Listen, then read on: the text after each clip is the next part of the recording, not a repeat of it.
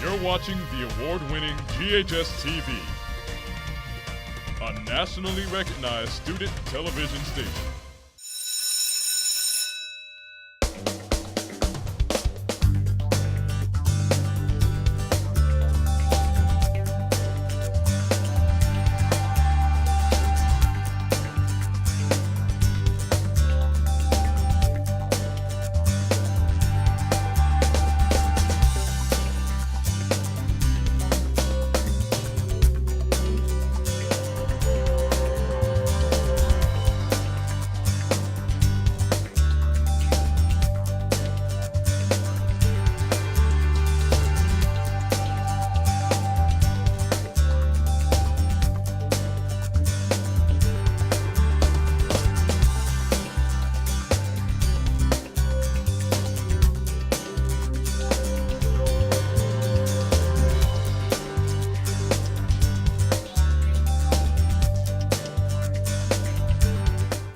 Hello and welcome to a new edition of Shelby County Schools Report.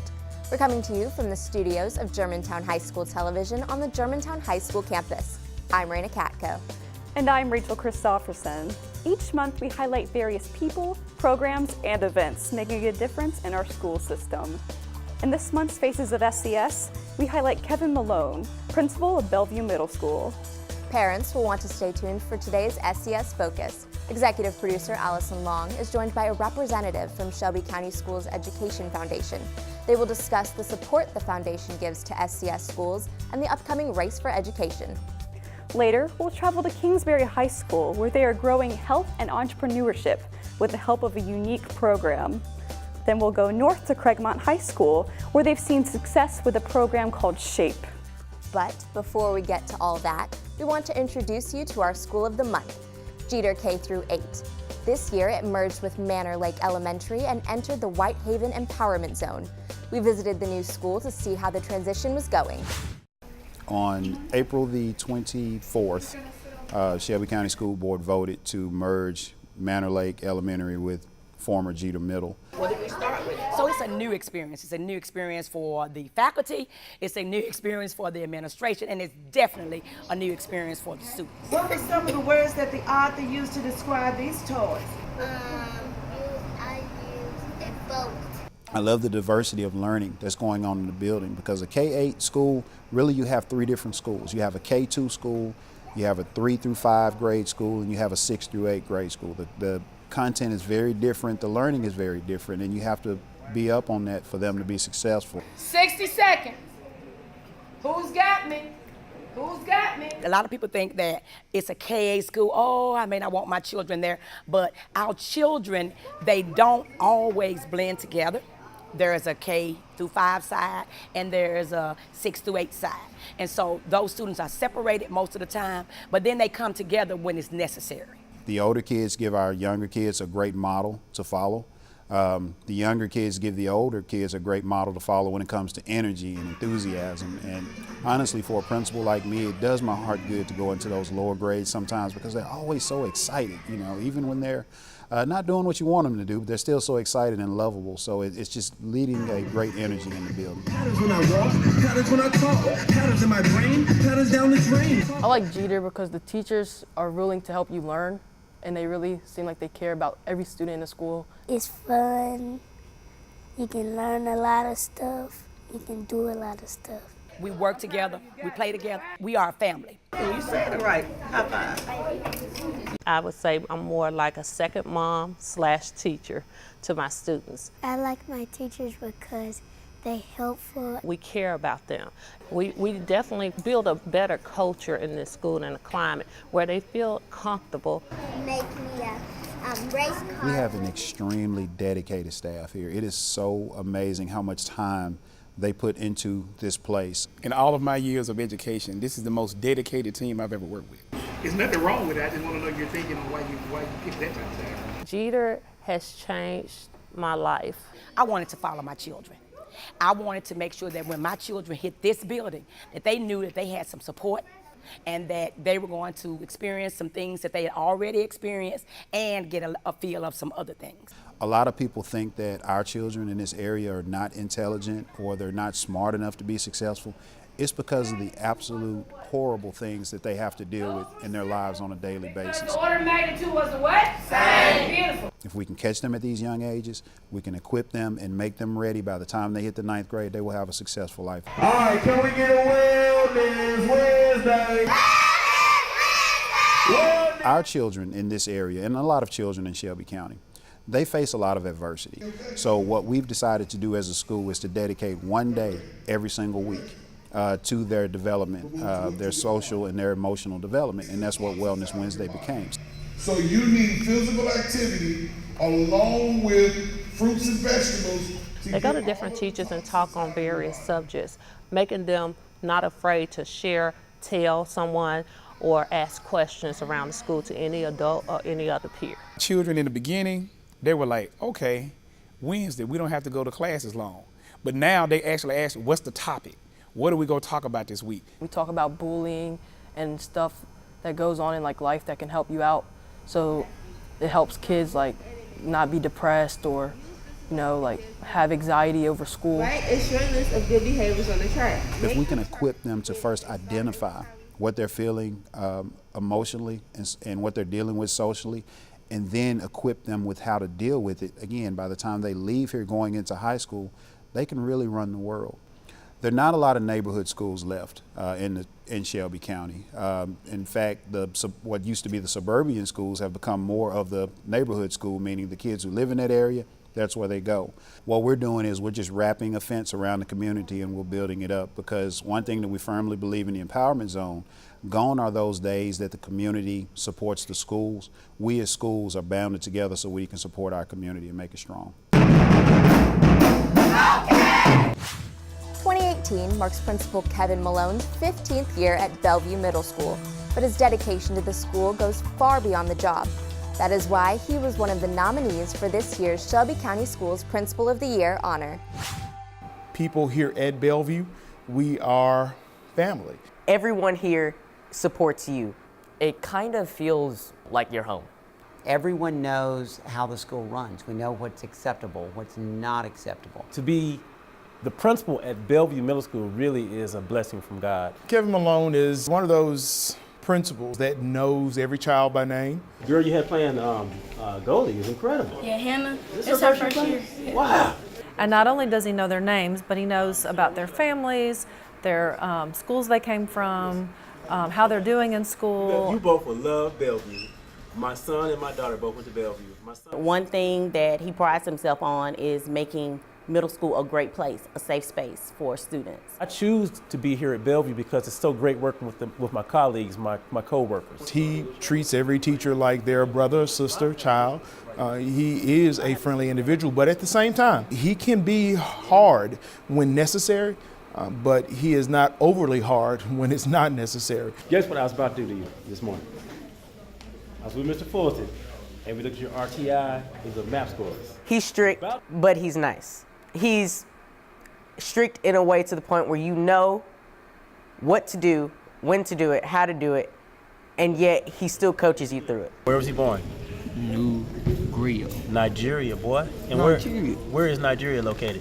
Africa. In Africa. He's very competitive, likes to win in all areas. I'm telling you this, if you got yourself involved, you got in that field, it's like cha-ching, it's money. The goal is a win, and the win is the success of our students. Working as a principal is a lot of work. It's a lot of time commitment, a lot of time away from your family. Mr. Malone is known district-wide for all the positive things he brings to Bellevue. And he's been recognized, for those things as being nominated for Principal of the Year for Shelby County. I don't want to sound vain here, but a few years ago I had the distinction of being West Tennessee Principal of the Year, picked by the state of Tennessee. And I've been nominated Principal of the Year here in Memphis, I think 7 times, and I've won 3 times. Although my name might be the person's name on the plaque or the nominee, it really reflects on our entire school and our community. He's super enthusiastic. He's a cheerleader. Hey, some of you love it, some of you hate it. I'm sorry, but we want to catch up. We want you all to be where you should be. So if you have an idea, he's like, yeah, let's do it. All right, why do you think you want to be involved with STEM for the future? You know what he expects from you, how he wants to do things, what he plans to do in the future. He wants the best for you, just as your own parents do. That's who reshaped me, who I am today. Middle school is, to me, is the toughest age group. They're no longer the little elementary child that's between the ages of 5 and 10, and they're not high school kids. And so it's really hard to motivate them at times. So you have to make learning fun. He gives us a mentality of we're just the best. They love it. They love to know that somebody, other than their parents or other than their teachers, are looking at their data, looking at how they're moving, looking at how they're progressing, and want them to do better. I really love this school, and the people that I work with are so important to me. He's concerned about this place and how to make positive impact and on the lives of people who work and go to school here. Our kids are street smart, I'm just telling you. And I think when you have that as your focus, it's going to be noticed by others because you're concerned about more than just a job. It's part of you. I love what I do, I'm serious. And I could be doing a lot of different things, but this is a choice because this is either you love it or you're not in. Either you're in or you're not. And I'm all in. Now, here's GHS-TV executive producer Allison Long with this month's SCS Focus. Nearly 20 years ago, a group of concerned parents set out to increase funding and support for students in our school system. The result is the now annual Race for Education, which raises money through the Shelby County Education Foundation. With us to discuss the foundation and this year's Race for Education is Foundation Executive Director Diane Pauley. Thank you for joining us. Thank you for having it. So for our viewers who may be unfamiliar with the Education Foundation as a whole, can you tell us about it? Sure. We were established about 17 years ago, and at that time it was a group of concerned citizens who wanted to enhance the school in any way they could by combining resources from businesses and by volunteers and private donations to try to get some additional funding to help our schools. And what are some of the ways that the foundation has benefited Shelby County schools and other school systems? Sure. We have been a part of a lot of different activities throughout the years. Our two primary activities is the Race for Education that we'll be talking about on November 3rd this year at CBU. And all the funds that we generate, or all the net proceeds, go back to the schools. In fact, what's so exciting about it is the children will pay a registration fee, and it's pretty nominal. This year, I believe it's $15. And every year in the past, we've been able to give more than that amount of money back to each student that participated to their school that they designated. What makes that exciting is that the schools can use that for whatever they need. We recommend that they do things maybe related to the STEM programs, but they can do it in the arts programs. Some of the schools have done things like robotics, and other schools have done things like wigs. In a cosmetology school in the inner city of Memphis, Tennessee, one of the teachers asked if she could use the funds to help wigs development for the students for children who had cancer that were in the school system.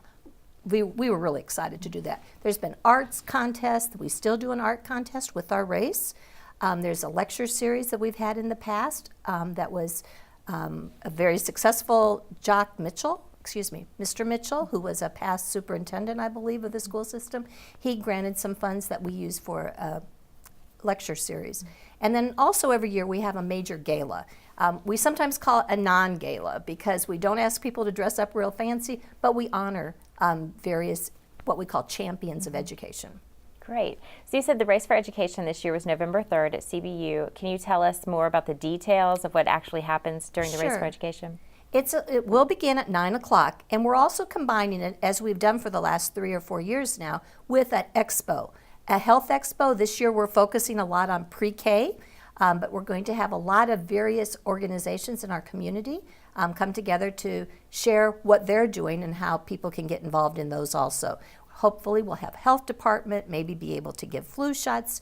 In the past we've had nutrition displays and samples given out to students, and we have 30 so far signed up, and I think we would take more, but that will follow the race. Everybody who participates in the race receives an acknowledgement of that.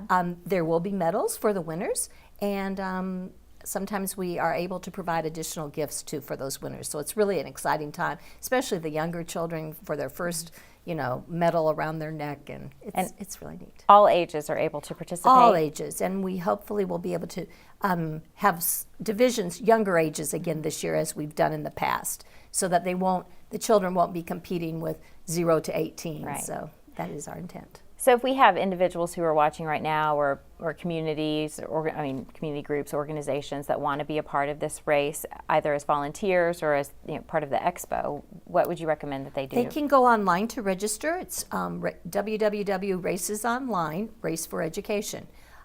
You can sign up there. We are also putting it on our website, which is www.shelbycountyef.com. We're excited about that. You can register that way, or you can call the office and we'll send you snail mail if you want an application that way. And we hopefully will be starting more of our promotional materials will be on the website soon, and we will be sending that information to all public schools in Shelby County.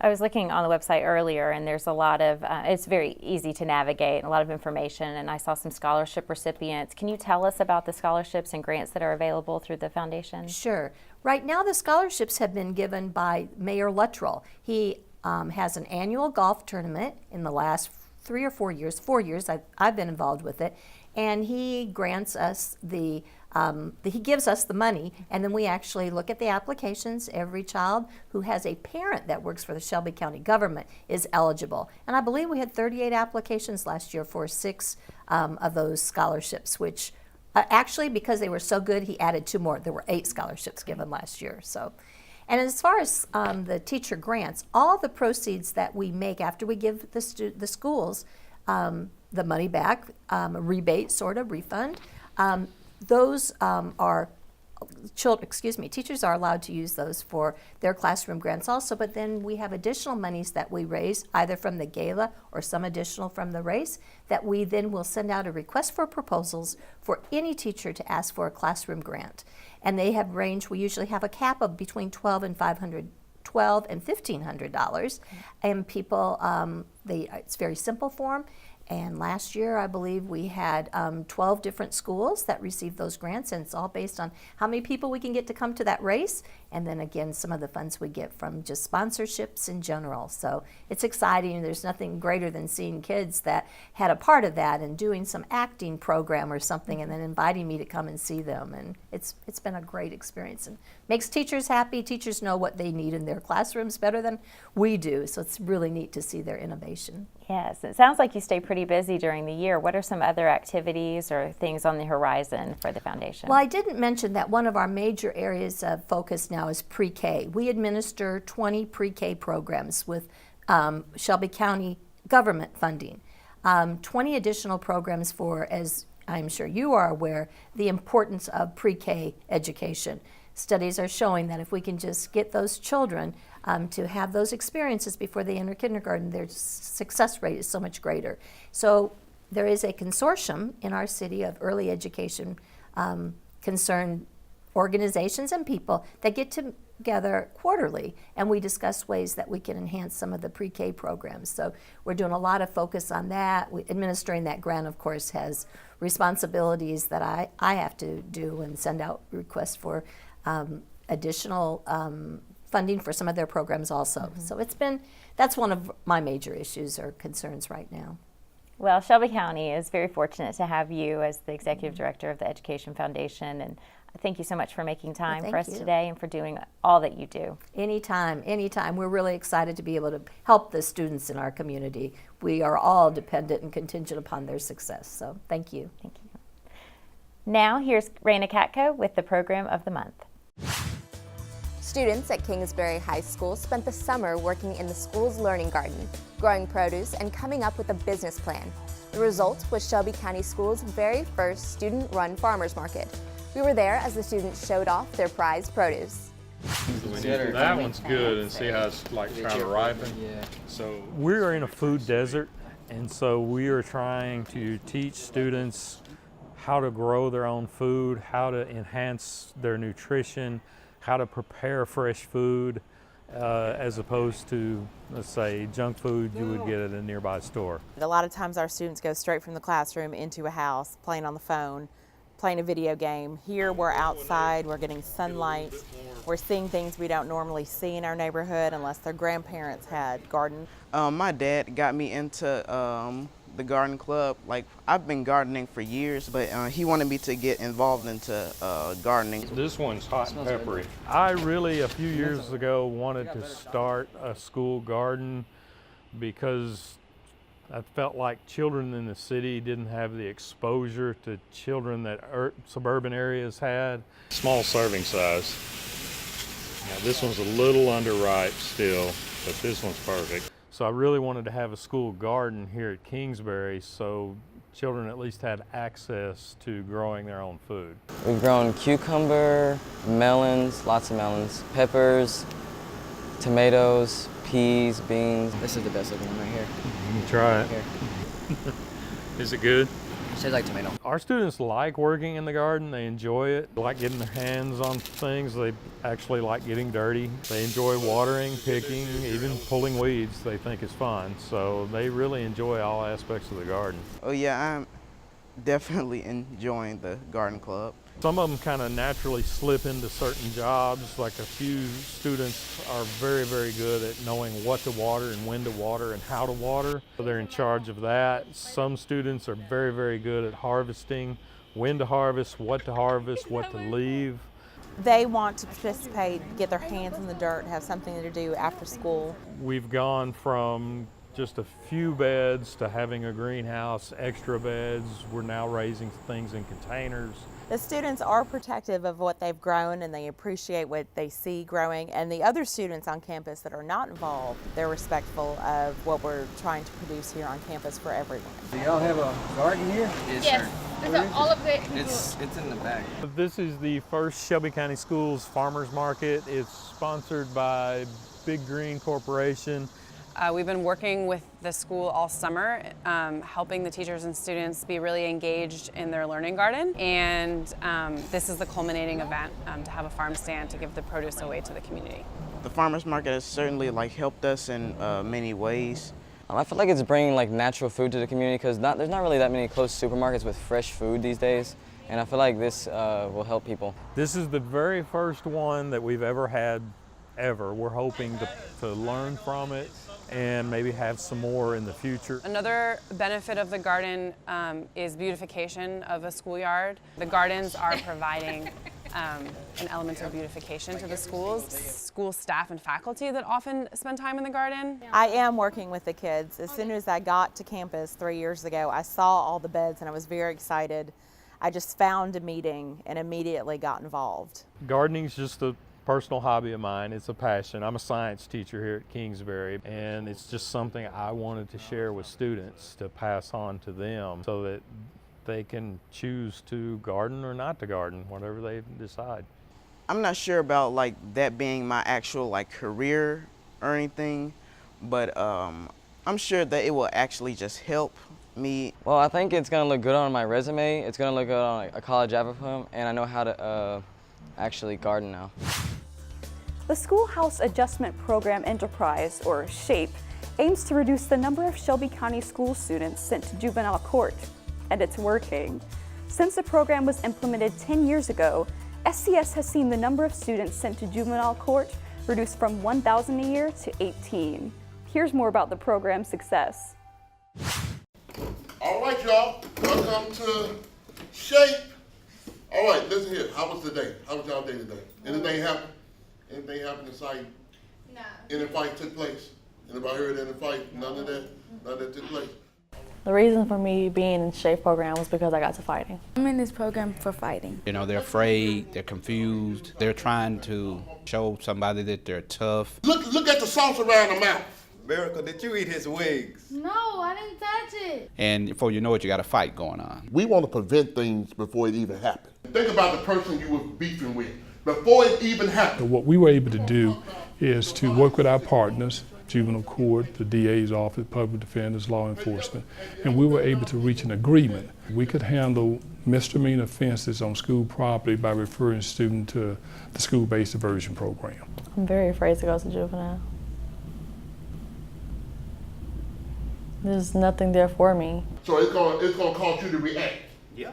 Now, instead of students being sent directly to juvenile court, instead of them getting a juvenile record, they have an opportunity to work their issues out in a setting here in the school where they're dealing with their aggressors or dealing with the problems head on. And you feel like the teacher disrespecting you? Yes. So the program has been in existence for 10 years. The most important thing that we gained was the fact that we were able to reduce the transport from those original 21 schools from 1,000 down to about 18 transport. You always give a body signal when something is getting ready to happen. The SHAPE program, I think, is a great program. The 5 years I've been here, I've seen kids to go through it, and I can tell that it has made a difference in their maturity. The whole attitude is totally different. And I've seen kids go through that program and they start out and they're on 10 when they start out, but by the time they make it through the program, they've mellowed out, they're maturing, and they're moving on through life, and they've learned skills that they need to help them deal with conflict. She said, I did good. She said, I didn't fight.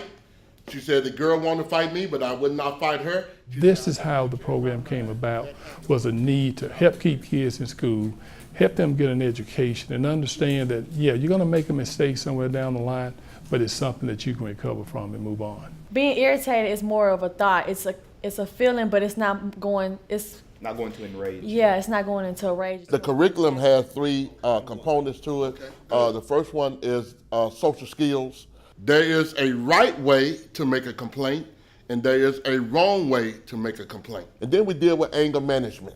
So we can't allow situations that happen to us to make us lose control. Because when we lose control, then we release all our power. We ask them questions, how would you react in this situation if it was you? I threw the punch. It don't make no sense to get upset and get mad. No program is going to work if you don't have the right people operating it. And the uniqueness that we have here at Craigmont High School is we have good people that really, truly care about the kids. And it would be disappointing not only to myself, but to them, for me to continue to fight and act out. Genesis is a 12th grader. She got to fighting when she was in the 9th grade. That was 3 years ago.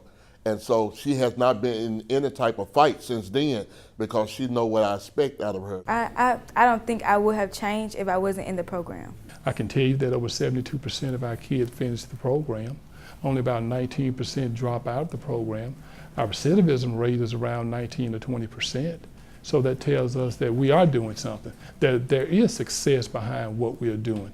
I feel SHAPE is very important because it allows you to become a better citizen. It's not only just to help you out of fights, it's to help you as a better person in the civilian world. The SHAPE program will be an excellent subject in our schools.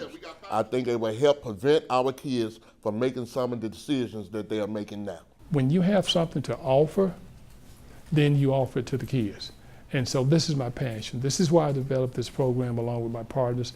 This is why I've been in this work for these number of years, to have an impact on young people. We hope you enjoyed this month's Shelby County Schools Report. If you would like to learn more about Shelby County Schools, visit us on the web at www.scsk12.org. On behalf of everyone here at Germantown High School Television and Shelby County Schools, thank you for watching today's program. We'll see you next time on Shelby County Schools Report.